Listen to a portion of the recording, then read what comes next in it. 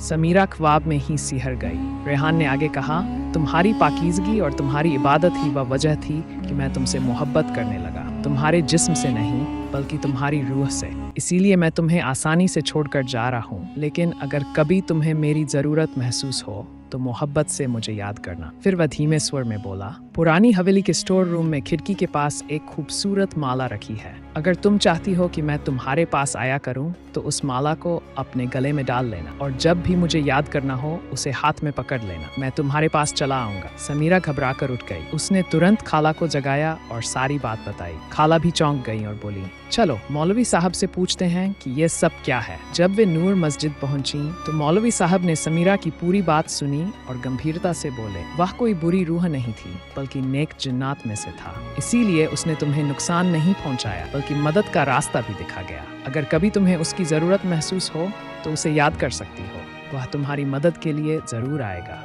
फिर उन्होंने एक और बात कही, अगर तुम चाहती हो कि तुम्हारा और उसका रिश्ता नेक राह पर बना रहे तो हर जुमेरात को उसी स्टोर रूम में बैठकर सूरह जिन की तिलावत कर लिया करो। इससे ना सिर्फ तुम्हारी मदद होगी बल्कि उसकी भी। अब समीरा समझ चुकी थी कि उसकी जिंदगी में जो कुछ भी हुआ वह कोई बुरा ख्वाब नहीं था बल्कि एक सच्चाई थी और अब उसे अपनी इबादत और अल्लाह की रहमत पर पूरा यकीन था।